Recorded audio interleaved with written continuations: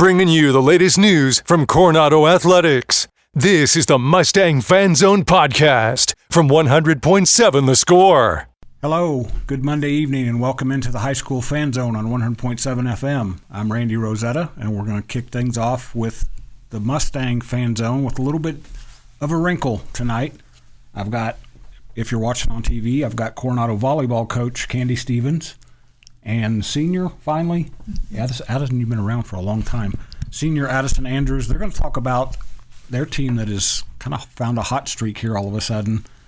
We're not going to ignore football. Had a rough week last week. Mustangs lost Abilene Cooper 53-7. I'm just going to leave that at there. We're not going to expand too much on that. They start district play this week on the road at Tascosa. That is Friday night at 7 p.m. That's going to be on 96.9 The Bull.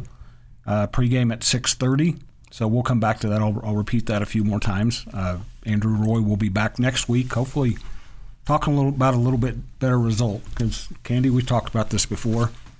You guys having success cheers people up at school, but in the fall, that football season, if it goes well, everybody kind of, and that's high school, college, whatever, they kind of come to school in a little bit better mood. So sure. You've been around Coronado long enough to know there's been some good years. There have been some lean years. So, But right now you guys are having a really good year. I know we've talked a couple of times this year, and this is your third group? This is my fourth as the head coach. And I know you were excited about this team because it takes a while to kind of establish a personality and have seniors who have been around for a while. And this group has, I think, your personality, and they've kind of taken on what you want them to do. What's working so well for you guys now so much? How much fun is this group making it for you right now? I have a ball every day in the gym with these girls. You saying that they've taken on my personality is probably the biggest compliment you could ever give me, because anybody that walks in our gym just sees joy and hard work and commitment every single day. And that's not something that I have to be intentional about anymore. They bring it in. I've said many times I could write a practice on the board and step out of the gym and they would run the practice. They're just that committed. And it's taken some time to shift the culture, but it hasn't been me. I've facilitated, but it's been the girls, particularly the seniors, made a commitment their freshman year that they wanted things to be different, and things are very different. Addison, piggyback on that. You've been around Coach's whole tenure. How have things been different this year?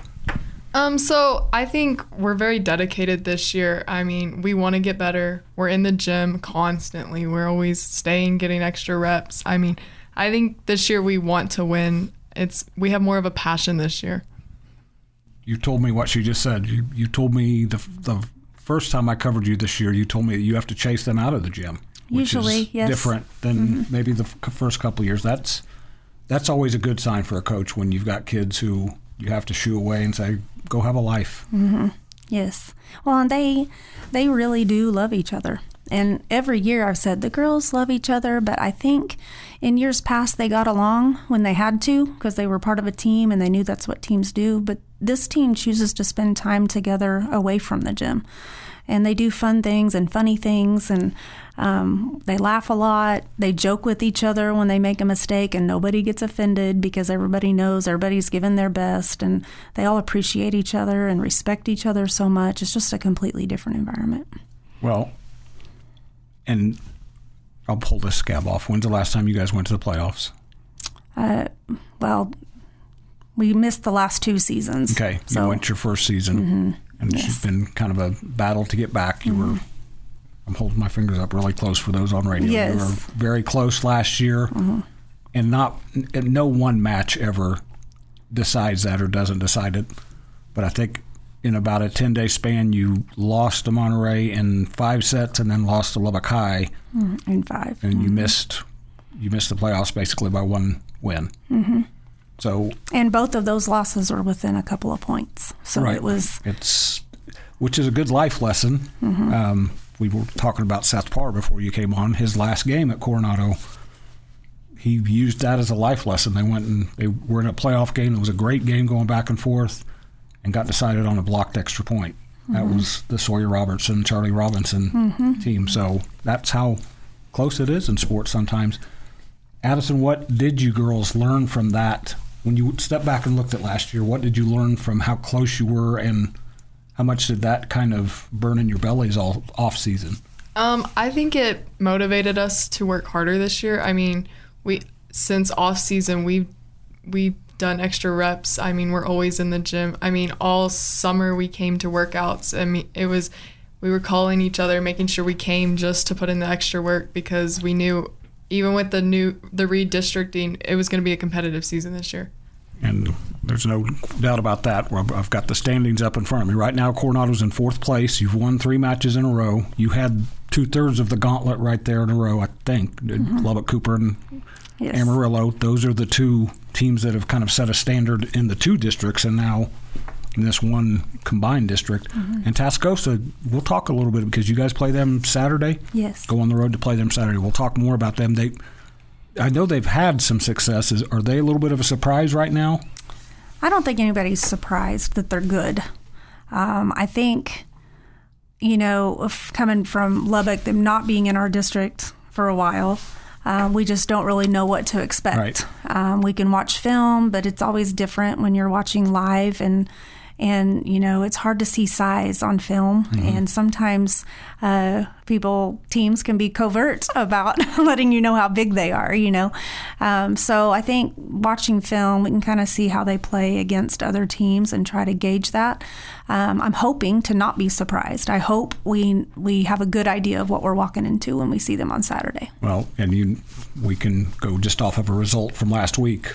Lubbock Cooper went up there and got beat. Mike Buffett is actually coming on Wednesday, so we'll get him to talk about it. But the fact that they beat Lubbock Cooper, that's just rolled through district the last couple of years, that's an attention getter for you guys and for your girls. Sure. And we'll talk more about that. The Coronado Lady Mustangs are 17-14 more important right now. They're 4-2 in district. They have Lubbock High at home Tuesday, and then hit the road and go to Tascosa on Saturday. We'll come back and talk more about what they've done and what's ahead. Reminder, Coronado versus Tascosa in football, Friday night, 7 p.m. at Dick Bivens Stadium. We'll be back on the Mustang Fan Zone on 100.7 FM. Bringing you the latest news from Coronado Athletics. This is the Mustang Fan Zone podcast from 100.7 The Score. Welcome back into the Mustang Fan Zone on 100.7 FM. I am Randy Rosetta. We're also on the app, Brendan tells me, and we're live on Fox News now. I told Kandi and Addison that I haven't talked much all weekend because my wife and daughter were out of town, so my voice is not cooperating terribly well, but we're going to fight through it. I should mention, before we get too much further, assistant coach Candace Williams. Addison, I don't know if you knew this. I've known Candace since she was your age. She played on my late father-in-law's AAU summer team. So the Candace you see now is kind of a calmer. Look at her. She's going, wait, what? Because she's much calmer than she used to be. But there's also there's a difference between her and Coach Kandi, which I think is good, that you have 2 different personalities. And I remember at your banquet last year, you talked about it's not good cop, bad cop. It's when Candace talks, the girls are going to listen. Not that they don't listen, and we just found out that you're from the Midwest, so we have that calm personality that people listen to. But she's been assistant with you since you took over? Yes. Okay. And give her some kudos here, because what impact has she made, besides bringing a really talented daughter to the table here this last couple of years? Coach K, when she came to our staff, she had been a head volleyball coach and head basketball coach at another school district, and so she brought some expertise in those things. I had never been a head coach at a high school before, and so she brought some wisdom in dealing with things that head coaches do.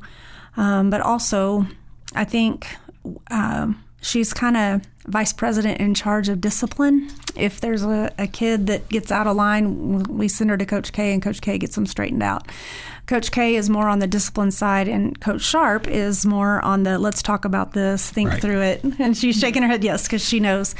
But Coach K, she's a tough coach, but she loves the girls. She gives a lot of tough love, and they respond to her very well. She will get a kick out of this when she hears this. One of the first years, my father-in-law came to the game. He knew Candace very well, knew her family, and he texted me. He said, "Is Candace here?" And like within 30 seconds, she barked something out, and he texted me back and said, "Never mind." he knew that voice. She does have a loud coaching voice for sure. So Addison, talk about the difference in the three coaches like Coach was talking about. How does that kind of help bring you guys together to have those three different personalities? Because you don't want to be coached the same way by everybody. I've noticed with Coach K, she does good with the younger ones, establishing discipline, saying that's not going to happen at the varsity level. I think she pushes them, which I think really helps the program a lot. Coach Sharp, he's there he'll calm us down, give us common sense, and make sure we're going the right way in life. And then Coach Kandi, she'll push us. I mean, she's gotten a little meaner, it's been good. I mean, we need that to push as a team. When you get older, you handle it better. And she talked about that earlier. As you get older, it's okay to get pushed because it's time. I mean, it's time for you guys to. I can't say what my grandpa used to say. He's Midwesterner. Kandi can probably guess what he said. It's time to fish or cut bait. That's a version of what he used to say. And this team is doing that. What is it that kind of got you guys' attention? I was at your Monterey match, which was a great match, and that's kind of fitting because that was the one that you lost in 5 sets. You won it in 5 sets, and I'm trying to remember, did you have to come back in that one?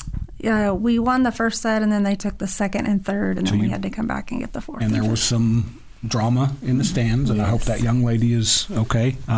That, to me, was a match that, now you lost 2 matches after that, but again, you ran through the gauntlet a little bit. But what did that tell you about your team, Kandi, that they fought through that against that same team that caused you some heartache last year? I get goosebumps when I talk about this because if I could sum up in a phrase what I see in the group this year, it's like when adversity starts coming their way, it's like they just look at each other and go, "Not today. We're not going to let this happen today. Whatever it takes, we're just going to dig in and lock arms with one another and make things happen." And one thing that I say to them a lot when things maybe start turning the other direction is keep working, because we know that when we keep working, eventually good things happen. And that's just when you asked what do I think was going on, it's like they just stuck their heel on the ground and said, "Not today." And that's a trait of this team, and we'll talk more about what the Lady Mustangs are doing as they try to make a charge at a playoff spot again this year when we come back on the Mustang Fan Zone on 100.7 FM. Bringing you the latest news from Coronado Athletics. This is the Mustang Fan Zone podcast from 100.7 The Score. Welcome back for the final segment of the Mustang Fan Zone on this Monday. We're going to jump back in and talk about volleyball in a second. Just a reminder, Coronado football heads to Amarillo Friday night to take on Tascosa in the District 2-5A Division I opener. That is on 96.9 The Bull, pregame at 6:30 with Kurt Kaiser. I don't know who his color guy is this week. It's Trevor Miller is his usual wingman. Trevor's a busy man, though. He may have something going on, but Kurt will be there for sure. Volleyball is taking center stage this week, though, on the Mustang Fan Zone because Coronado has played really well the last couple of weeks. Big week right now, ladies. Lubbock High Tuesday night at your place.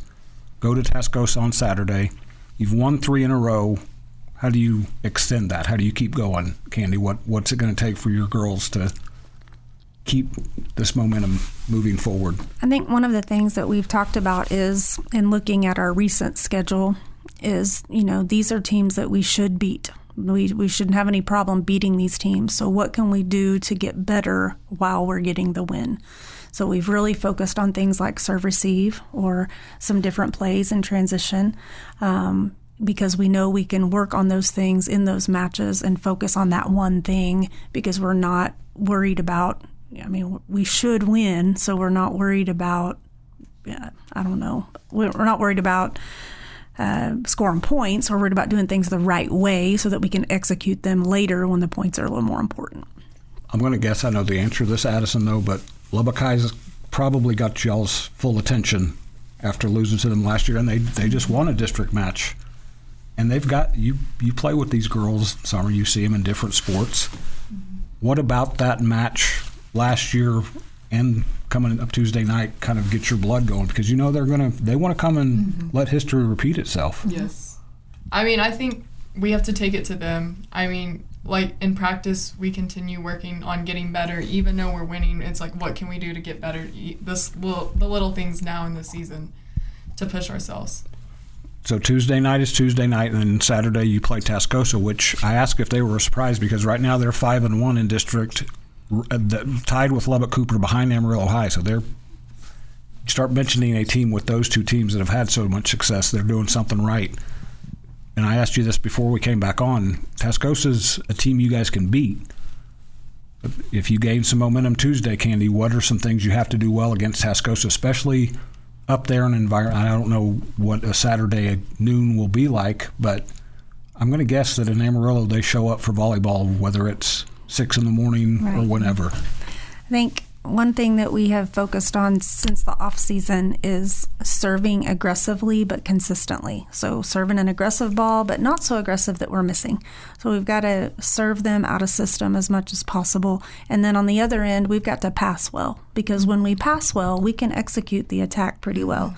The only time we struggle in hitting is if we can't get the pass to the setter where we can run an offense. So in volleyball, it boils down to serving and passing.